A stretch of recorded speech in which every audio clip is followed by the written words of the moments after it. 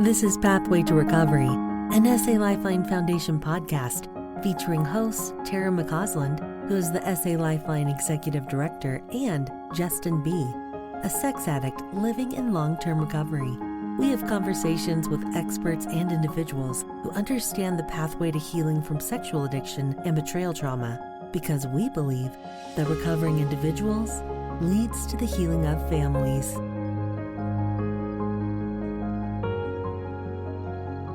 Welcome to the Pathway to Recovery podcast. I am your host, Tara McCausland, and I'm so pleased to have here with me Debbie Laaser. Welcome, Debbie. Yeah, thank you. It's a joy to be here with you. I'm actually really excited about our topic today. Could you give us a brief snapshot of what it is that we'll be discussing today? I know in working with many women who are walking through betrayal themselves that one of the difficult things is managing triggers that come up in their lives. And I know that for me too, years and years ago when I was new to the journey, that it was always hard to be triggered by people or voices or situations or something we had seen that reminds us of disclosure. And I have come to realize there's a much better way of looking at triggers. And of course, this is through years and years of counseling and education and writing a book with my husband called The 7 Desires. And in that, we also talk about Virginia Satir's iceberg model. So for any of you that may be in the clinical path of this, you probably know of her. The iceberg model helps us to look at the deeper issues that are going on for us when we're observing behaviors. How can we look at what a trigger is trying to teach us and what can we do about that? Let's introduce you. Debbie Laaser is a licensed marriage and family therapist and was involved in recovery with her husband, Mark, for over 30 years. She and her husband, Mark, co-founded Faithful and True, a Christian counseling center treating men struggling with sexual addiction and their spouses.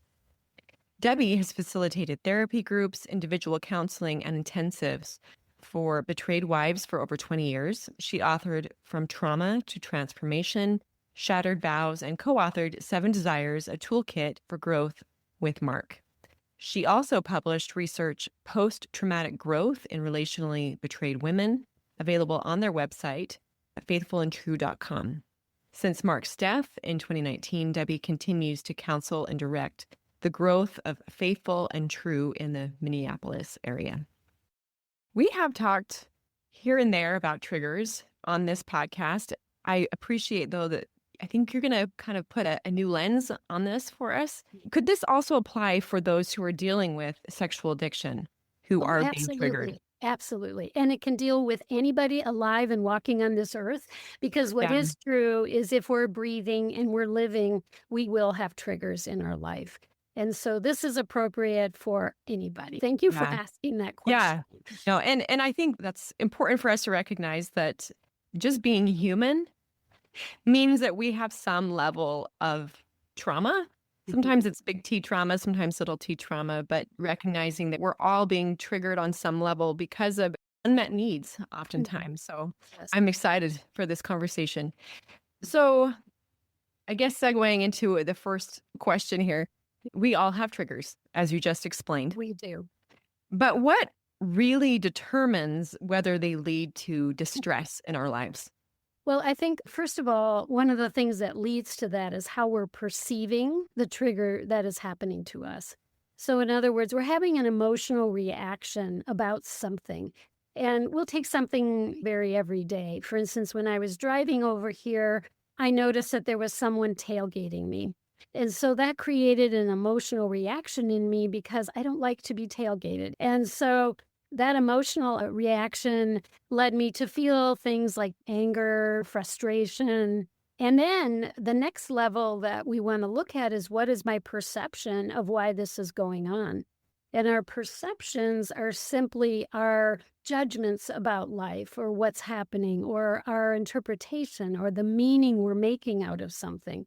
So when we make a meaning that is generally about something we are not doing well or we've made a mistake of or whatever, then our emotions probably get even harder for us. So for instance, I may assume that I'm driving too slow. I'm a little older woman, so Maybe I'm thinking he thinks I belong in the other lane, but the truth is I was turning left pretty soon.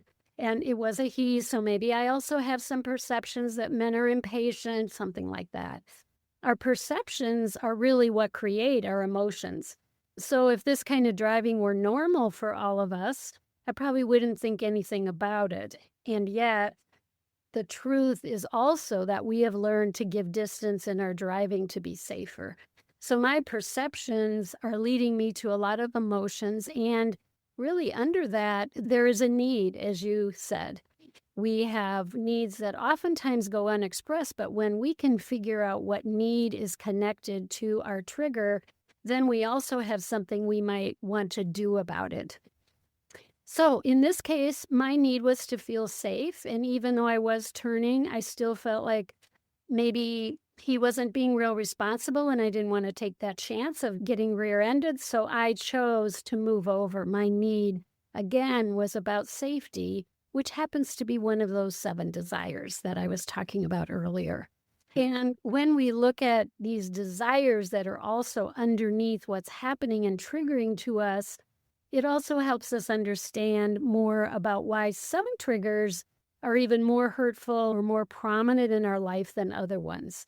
So it could be in my life, I've been in a couple of automobile accidents. And so I have some trauma from the past that is really kind of shooting through my veins, and I've got some emotional reaction to that, of fight or flight. And if I want to do it in a healthy way, my decision might be to move over rather than slam on the brakes and let him hit me or something like that. So again, it could be teaching me something over time to deal with these driving situations in a healthier way for myself. So that's just an example of an everyday kind of trigger that we are all going to run into. They don't have to be super traumatic things. They're just creating reactions in us. Yeah. So what I heard from you, just this idea of our perception, which very often isn't necessarily based in truth. That's correct. That is right. And I think, and this is actually something that I've been trying to teach my kids, that emotions don't come first. There's usually something that's happening beforehand, like an incorrect perception, some type of a thinking error. Do you want to expand on that at all? Or Yes, I think it is really interesting how our beliefs about things. Actually, there was research that one of our colleagues looked up that said about 2/3 of the time, our perceptions and meanings we're making are not truthful. That's a lot. When you think Yeah. about it, and we're going through our life and we're creating perceptions of things all the time and meanings about ourselves, then we realize how many emotions we're creating inside of us that maybe are there and they don't even need to be there. We could assume, for instance, that he and his wife in the front seat was pregnant and they were rushing to the hospital because she was overdue. Now, if we perceive that to be the situation, maybe I wouldn't make it about myself at all. And I could just agree with me that I am a basically good driver, and this guy is in a need to rush, and that's okay. So I will move over on his behalf. But looking at other possibilities helps us sometimes to not personalize everything that's coming along to us. That's not our normal tendency, however. I think personalizing what's happening out in the world, especially when we have a difficult emotion that gets attached to it, generally creates pain inside of us. And so we live with possibly a lot more pain than we need to because we haven't really looked for what is the truth, or we may not know what the truth is for a time. Yeah. Well, to encapsulate that, just because you think it doesn't make it true. Right? And that's much better said in a lot fewer words. If we could reframe it, we can be empowered and maybe bypass so much pain. So I love that. So let's go into that a little bit deeper. How can we then begin to examine our triggers in a way that helps us learn from them instead of just reacting to them? We already started talking about that, but let's talk about that more. Yes. Well, I think one of the things that we find is helpful is to consider these 7 desires, which are also a deeper way of looking at things. And why do some people get more triggered about events than others? We might ask ourselves sometimes. So I could briefly just describe the 7 desires. Our book goes into a lot more explanation, but I think most people will connect to what I'm saying, that we all tend to, and by the way, desires are for both men and women, even children. We know that they're not just for certain people and not for certain others. We all have this need to be heard and understood, for instance. Yeah. We believe we have a need to be affirmed and to be noticed for the good things that we do in life. We believe that there is a huge need to feel blessed, and we describe that as being loved unconditionally. In other words, this is a desire that is not connected to how much you do in life, because so much of what we do often gets connected to whether we believe we're lovable or not. But really, in God's message to all of us children, it's that I love you just for you. We don't have to do anything to prove that. We are fearfully and wonderfully made. And yet, I think for many of us, while we long for that desire, the truth is we often may only experience getting love from people when we do the right things. And so that's a really big one. Another desire is that desire to feel safe. Now, I was talking about that with someone who was tailgating me. Safety is about a lot of things, having enough food for our life, having a safe place to live and sleep with a roof over our heads. It's about having finances to pay our bills and feel safe that way. It's about health issues. It's about death, mortality. It's about not wanting to be all alone. That's probably one of the bigger desires, actually, about wanting to feel safe, is not wanting to feel alone and left out. Another desire is to have healthy touch that is different from sexual touch. It's just touch, like a hug, a rub on the back, a pat on the back, just someone to touch your face gently without it meaning, I hope soon that might lead you to want to be sexual with me. And I think one of the things we find really happens in our sexually addicted relationships is that the need for healthy physical touch gets wired with the need for sexual touch, which is also another broader area that I'm not going to talk about in terms of the basic 7, because we know that that is also a part of our life and how to create a healthy relationship. It's just when there is not healthy touch, just like there sometimes isn't for premature babies. When they're born and there's a failure to thrive, we talk about it. It's often because they're needing that human touch. And it's why sometimes they stay in the hospital and they're given all kinds of extra attention and touching to help them thrive. Same way in our relationships. I think it's interesting how many of them that we work with are starving for healthy touch because those wires have gotten crossed. The last 2 desires are cousins, we say together. One is the desire to feel chosen, and another is a desire to feel included. And so when you think of those 7, when you are triggered in life, if you really want to dive deeper for yourself to figure out why is this causing so much emotional reaction for me, it's interesting to tag which desire is not getting met. And what can be the case is there are actually several desires that may not be getting met in a certain triggering situation. And therefore, what we know is the more desires that are being triggered in a situation, the more pain it produces. Let's take an example, for instance, of one that usually comes up in our field of trying to go out to a restaurant and eat early on after disclosure. Okay. And what I hear oftentimes is that a wife who has been betrayed is sitting across from her spouse, and this lovely waitress comes up and she's noticing that there are eyes kind of looking at her, and there's some fun chit chat with her from her husband. She might be already perceiving this to be a little bit flirtatious, perhaps. She's probably already perceiving that he maybe has more interest in her than he does in their conversation. And so what do you suppose the emotions are that are coming up for her just as she's looking in this very quick situation? Resentment, Resentment. jealousy, frustration. even Right. betrayal. Yeah. And so we could stop at that and just say, well, how am I going to take care of that? One solution for many people is we're just not going to restaurants anymore. We're going to eat at home, which is a solution. And it doesn't help her look at some of the deeper desires of her heart. And so I would want to talk with her more about these 7 and which of these maybe are triggered for her in this situation.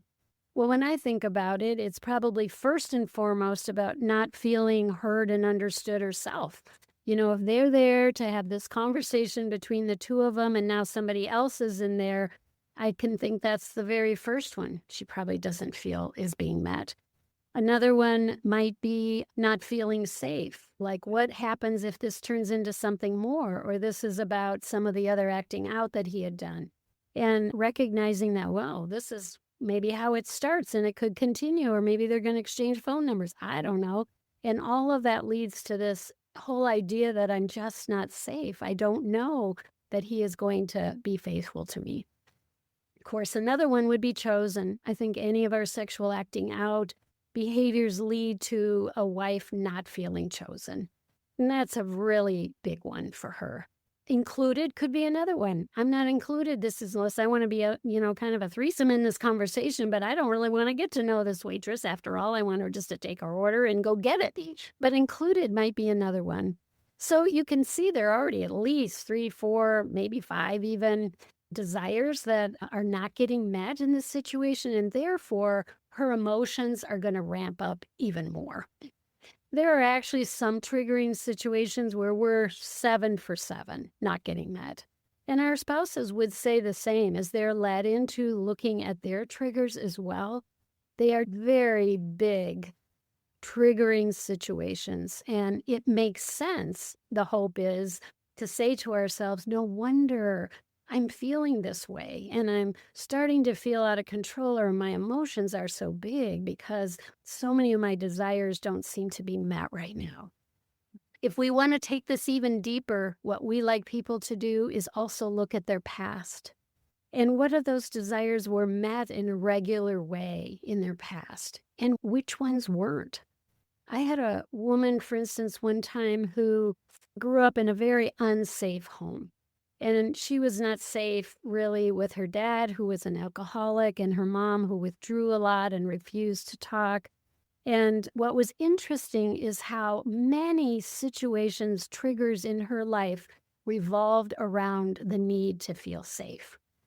And it made sense when you knew her past. Many more things than maybe what I would have been triggered by because my past was so different.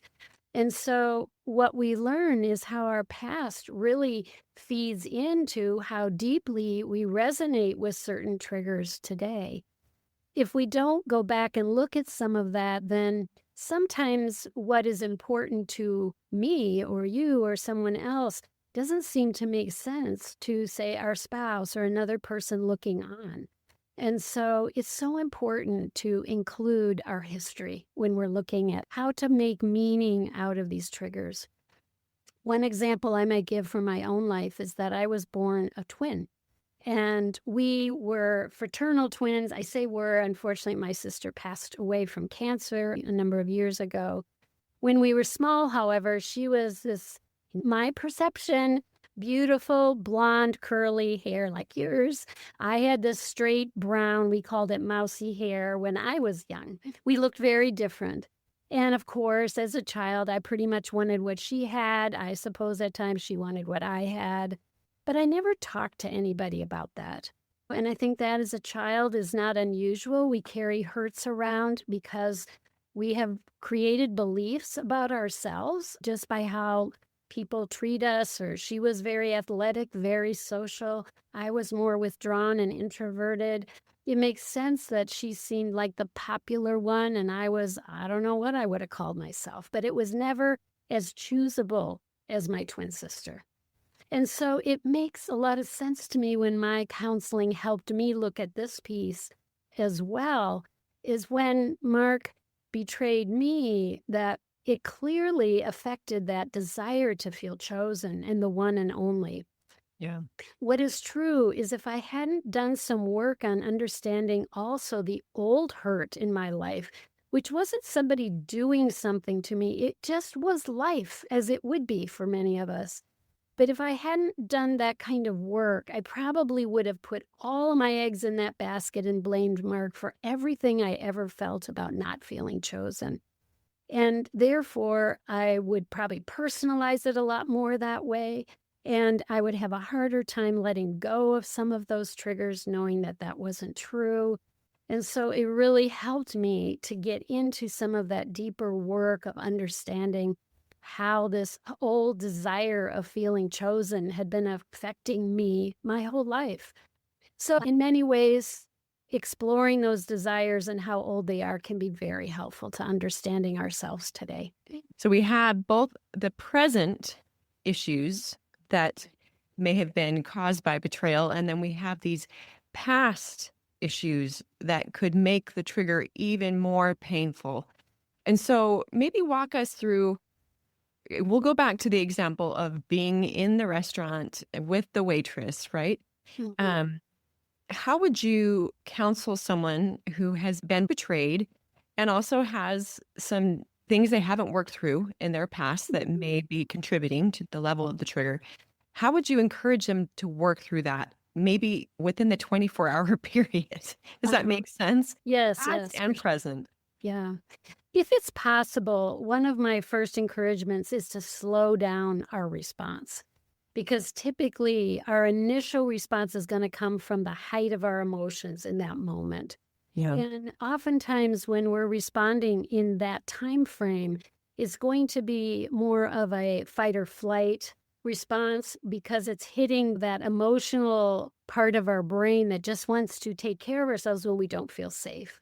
And oftentimes, especially early on in recovery, how we respond in that moment doesn't look too pretty. And generally, it's not something we like about ourselves if we respond in that way. So I'm just saying it takes some practice because it's understandable why we would be so reactive. And yet, I keep wanting to help women work on their responses so that they love themselves as well.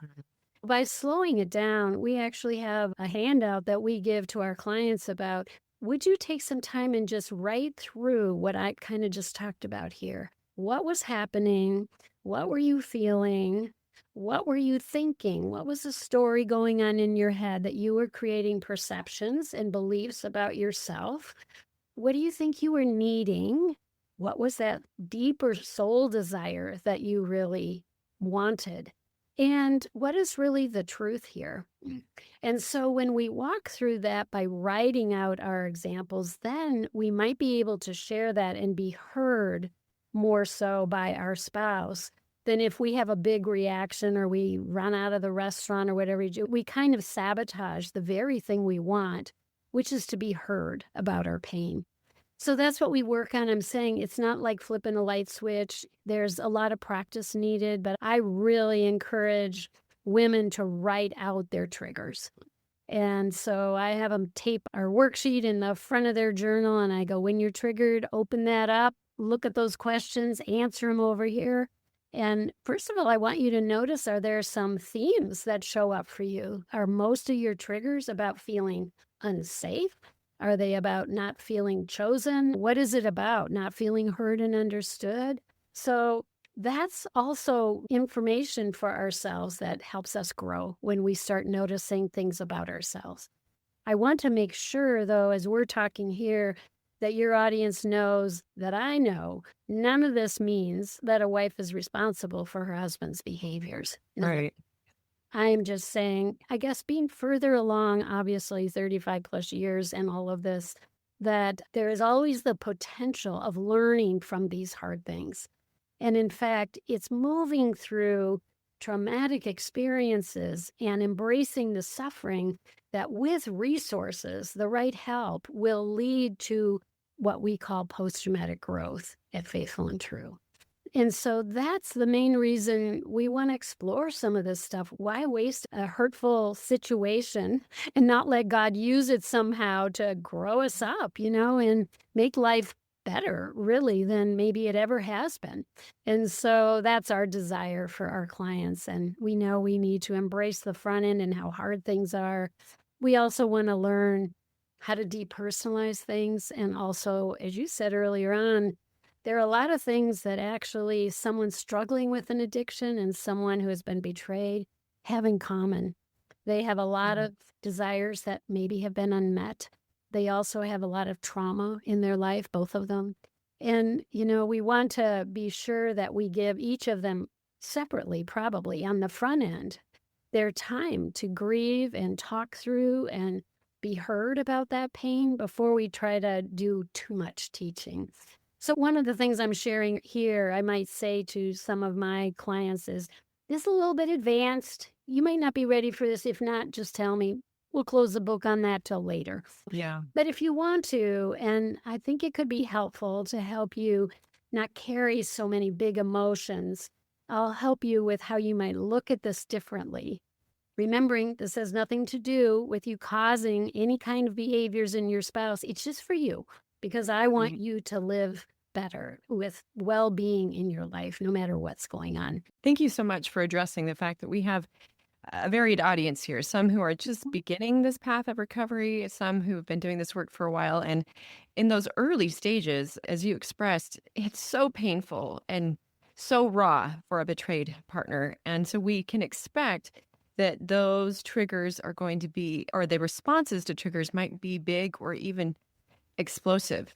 I liked, though, how you said that can be self-sabotaging. That I know for these folks that are really early on, that can be hard to hear and understand. In a previous episode that I did with Tammy Gustafson, it came up that betrayed partners need to pump the well of their soul, is the phrase she used, to really feel all of the hurt in order to heal. And while I believe that's very true, I appreciate what you're saying, that we need to have healthy ways to offload the anger, the resentment, because we do have to feel in order to heal. But in order to get to this post-traumatic growth that you're talking about, we have to get to a point where there's this self-reflection and never blaming ourselves for his behavior, but recognizing I am empowered when I use my empowered voice, if I'm going to use the words of Michelle Mays. What's your comment about that? Well, I think my comment is, yes, there are always reasons when our reactions get really big. And I also believe that it is our responsibility, if we want to love ourselves well, is to figure out how to offload some of the intensity of our emotions in safe ways. Yes. So for instance, I have women go out into the woods and throw eggs with a companion, and I have people beating trees with wiffle football bats, and I had one client who had a dumpster because she was moving and she was able to do anger work while she was heave-hoeing stuff in there. And the point is, there are a lot of ways to offload some of our emotions other than just on our spouse. We take it all in there, then you can be sure we're like a prickly porcupine. And what do any of us want to do when someone is coming at us and attacking us with that kind of anger? We shut down and we want to run away, or sometimes we do, or we shout back to protect ourselves. And then we might be called defensive. Is that really fair? Our bodies are built to respond that way. I think, thankfully, in my early years of recovery, I was led to some very safe ways of offloading anger. And I really appreciated that, because I didn't want to be that kind of person who was totally out of control with my anger. I hated myself. I have women that say to me, I don't even like who I've become, how I'm reacting to all of this. And I go, well, that is a good place to start for your recovery, because I want you to like who you are. And there are other ways we can do things. I love Maya Angelou's saying, she said, we all need to learn how to be in pain without being a pain. I really like it too. And it's difficult. It takes a lot of emotional awareness and maturity to be able to do that. And then as we move along in our recovery, we can learn more and more skills about how to do that. So powerful. I'm just curious, what were some of those healthy ways you learned how to offload early in your recovery? One of the things that ended up being a blessing after Mark was fired as part of the discovery of his behaviors from his work. So he was brought home to me by two of his colleagues, Christian colleagues that he worked with. And they basically told me they brought him home to make sure he was telling me the truth. They were using horrible words to describe him. And it was really almost kind of like a beating up, which unfortunately, because I loved this man and it was hard for me to even believe, there was a part of me that went to the other side of being sympathetic because it seemed like the whole world who now knew because it was a story in our newspaper. But I would say what happened for me because he was fired is what I was beginning to do, which was develop my own company with a friend. We created artwork for the gift industry. We had to kind of ramp up what we were doing fairly quickly to support my family. And so in doing that, it required me to travel a fair amount, 3 days or so every week where I traveled around the Midwest where we lived. And I think what was really helpful was I had my best friend with me.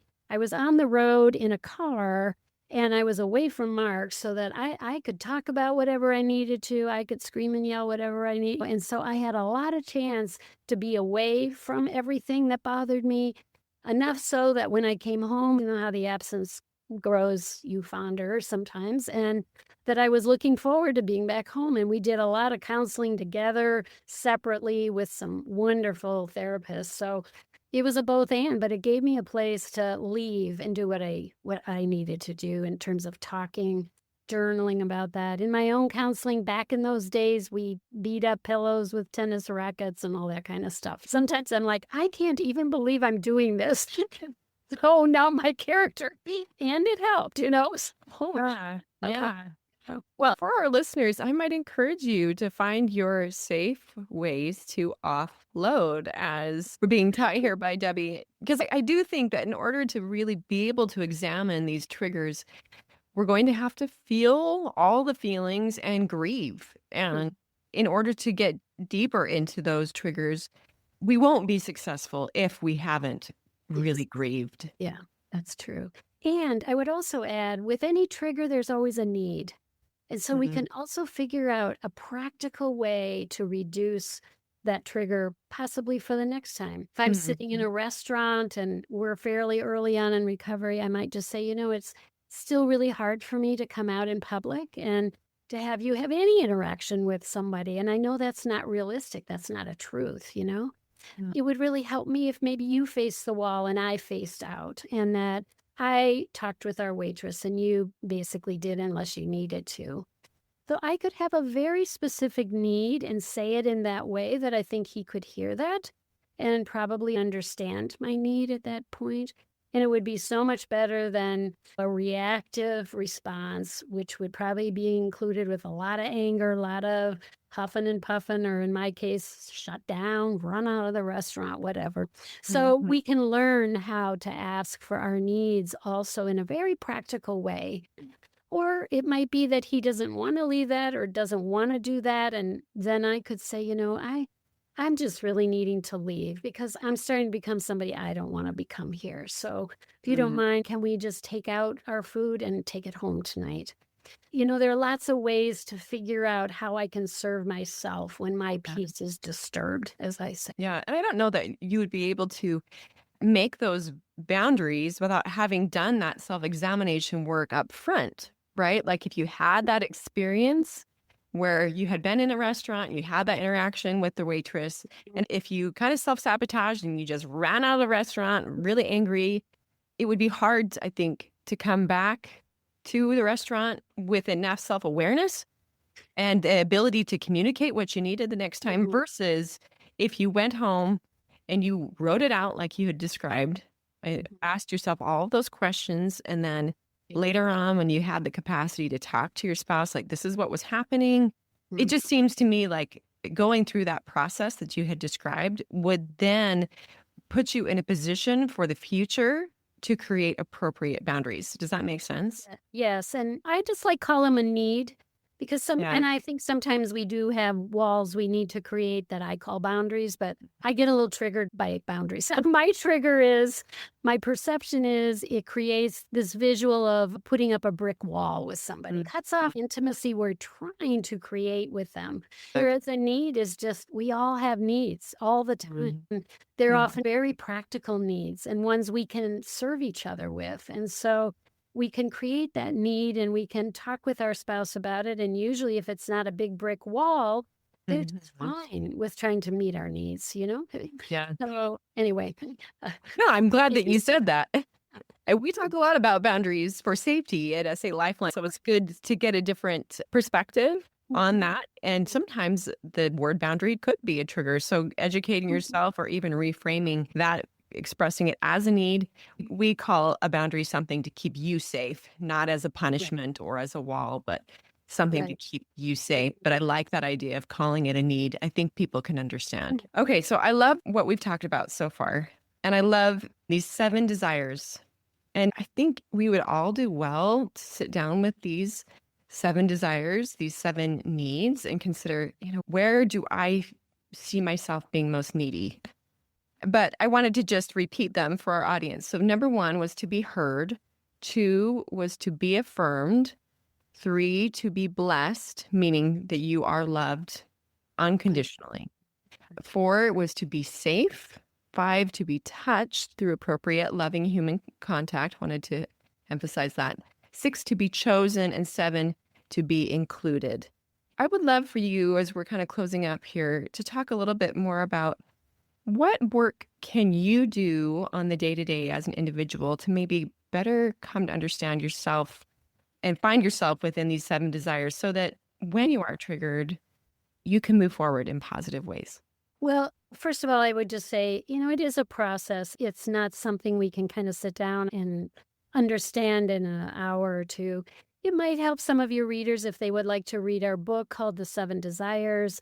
This isn't meant to be a marketing thing, but it does lay out more examples of what each one of these desires is. And then it also helps you to see how you can look at those in a deeper way for yourself. How were they served to you in your lifetime? And my hunch is that some of them that maybe you least experienced in your life by both a mom and a dad figure, or a grandma, grandpa, whatever the situation was of your caregivers, our belief is that you needed those things from both of those people. And let's just say for the majority of those, you got them a lot from your mom, but your dad was pretty absent in your life.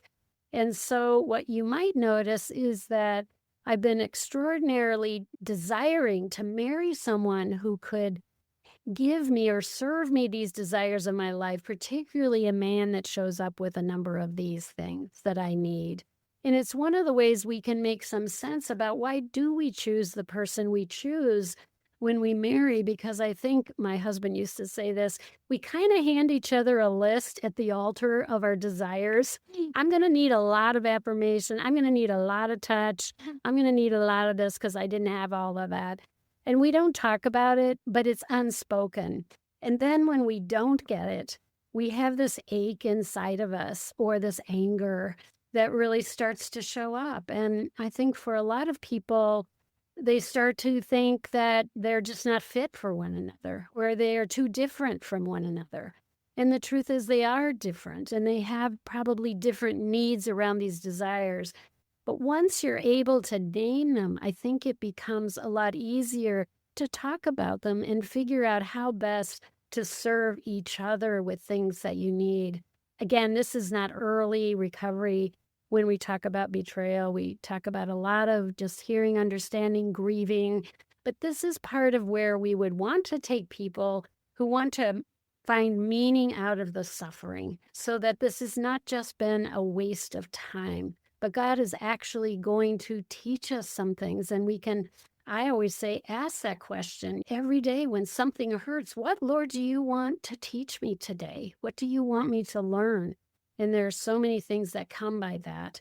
I think ultimately what God wants us to know is He wants us to know that if we seek Him, He will give us all the desires of our life.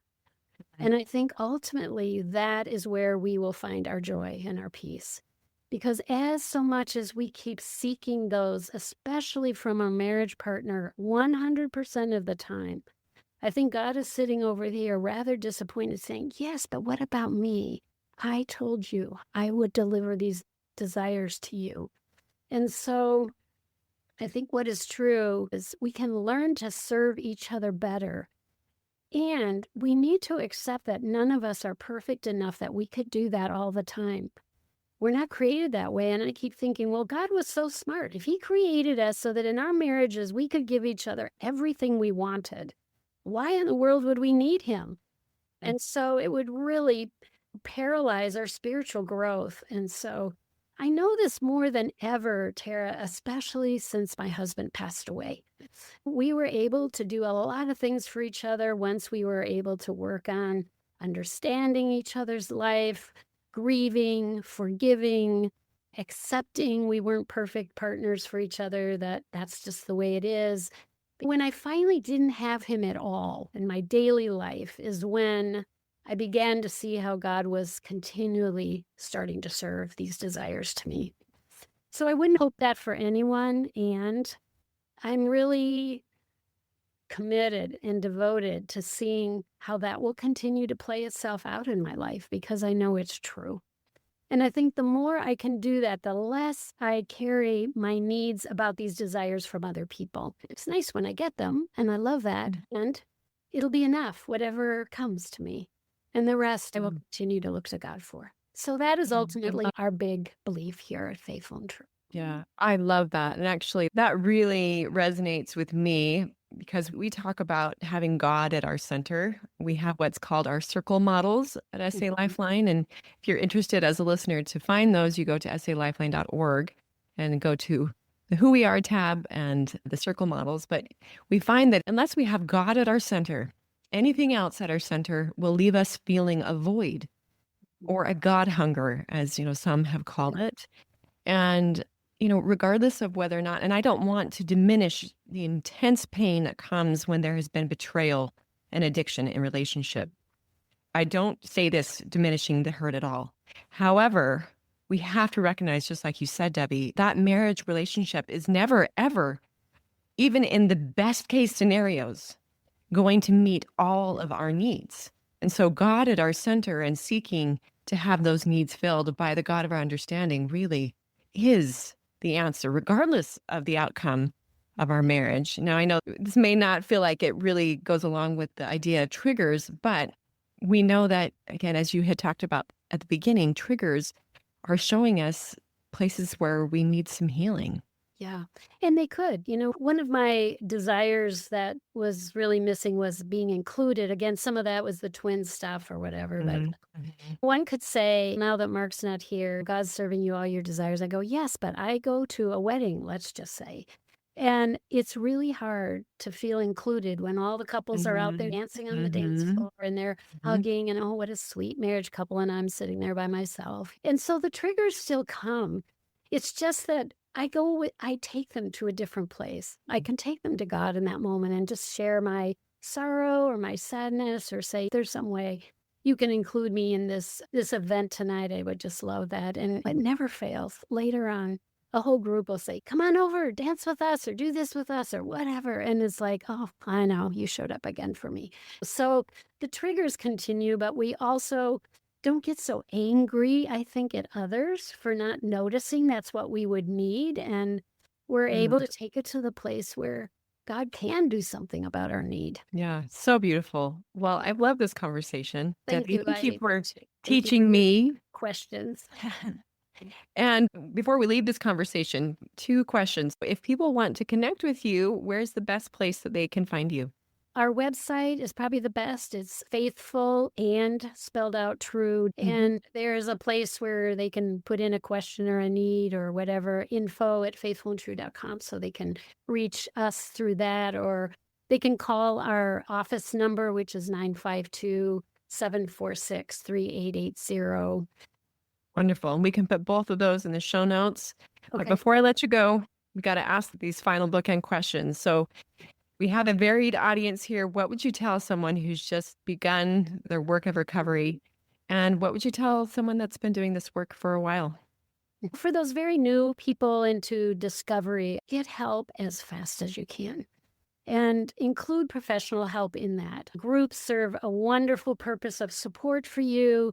And I also think it's the professionals who will help you to explore your what we call schema, your belief systems, your expectations.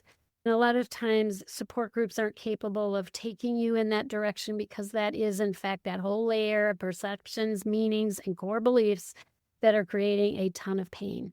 One of the greatest gifts Mark and I received was fast help. It was like we crashed in the middle of the highway and the ambulances showed up and we had help from day 3. And so I would want that for anybody. Don't sit alone. I know many men who struggle with their addiction are isolating, lying, hiding because they're of shame. You are maybe for the same reasons or you don't know what to do. As soon as both of you can get help, the better. So do that right away. Find a good place where you feel that it's a right fit for you. There are a lot of people out there that work in different ways. Some are good fits, others not. You need to know that it feels good for you. The other category, what if you've been in it for a while and you feel kind of stuck? Or maybe you don't sense the growth that you would like, or you're still focusing so much on this betrayal and it's been 3-4 years. I would say that probably there's something missing from your program of recovery. We notice that for men who are struggling and can't seem to stay sober. I notice that for women who just still don't have a spark in their life. They're still depressed a lot of times, anxious, sad, that there's probably something missing is our belief. And so a couple of those things might be you have an individual counselor, but perhaps you don't have any group, you don't have community around you of other women who know what this is like. I don't mean just people who you share studying with the Bible, for instance, or good neighbors. I mean people who can talk about anything and everything regarding this story. And those are so important people to find, which is why your organization is so great, because that's what you're helping people to do. Also, we believe in kind of a legged approach to recovery. Your help and support, his and yours together, all 3 pieces. And ideally, eventually, all 3 are going to be important. It could be you want to especially attend to yours and his in the beginning, and then add couples work as you are ready, you, the woman. Often I see it happening opposite, and not usually is that working very well. When you only do couples work, our belief is you cannot work on a marriage before, first of all, there's sobriety and total truth-telling in the marriage. If you don't have that, you're going to just keep stumbling over those issues every time you go in, which gets very old. We want to make sure he's on a program of finding complete sobriety, which we honestly believe is very attainable. Doesn't mean it doesn't take hard work, but we hold a high standard for that. And we want to make sure you've had enough support so that you feel heard and understood and embraced and loved and touched in healthy ways. And safe, that you have people to go to continually to talk to. Then we can start looking at coupleship things or marriage. So figure out what's missing. Sometimes I have some recent clients I'm working with that their husbands have been working for 4 years. They're sort of sober, which my husband would always say is kind of like sort of being pregnant. Either are you or not. Not one or the other. You're here. I always like that about his approach. And the wives have just been kind of waiting at home, hoping that would change, and getting a little too involved, and probably looks like control to him about what he needs to do. I say, whatever you want him to do, you go do yourself, and you'll find that it's going to reap much greater benefits for you. Wonderful counsel, Debbie. And so fun to meet you. Thank you again for the wonderful work that you're doing in this field, and appreciate your time today. You're welcome. Thanks for joining us. We invite you to subscribe to this podcast so that you don't miss new episodes. And while you're at it, will you please leave us a 5-star rating and review to help us spread the good news that healing from sexual addiction and betrayal trauma is possible. We invite individuals who are struggling to join our virtual or in-person trauma-sensitive 12-step meetings. Meeting times and locations can be found at sal12step.org. You can find quality education at salifeline.org, and we hope that you will follow us on Instagram and Facebook. SA Lifeline is a 501c3 nonprofit organization, and we welcome donations. SA Lifeline, come heal with us.